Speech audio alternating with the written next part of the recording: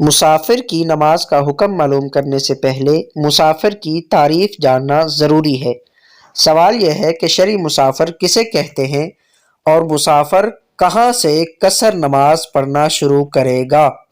اس کا جواب یہ ہے کہ شہر سے باہر ہموار زمینی راستے پر 92 کلومیٹر یا اس سے زائد دور جگہ کا سفر کرے تو شرائط پائے جانے پر مسافر ہوگا، یعنی اب 4 رکعت والی فرض نماز 2 رکعت پڑھے گا۔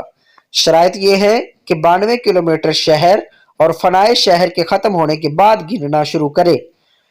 فنائے شہر سے مراد شہر سے ملے ہوئے قبرستان، کوڑا پھینکنے کی جگہ وغیرہ ہے، یعنی شہر کے بعد اگر ملا ہوا قبرستان ہو اس کے بعد سے کلومیٹر گننا شروع کریں گے، اور اگر شہر کے باہر ملا ہوا باغ ہو تو باغ ہی سے کلومیٹر گننا شروع کر دیں گے۔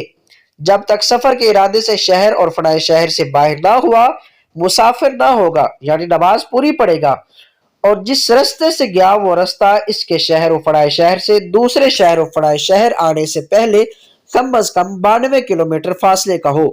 شہر سے باہر 92 کلومیٹر یا اس سے زائد دور جگہ کا سفر کرے تو شرائط پائے جانے پر مسافر ہوگا، اب 4 رکعت والی فرض نماز 2 رکعت ادا کرے گا۔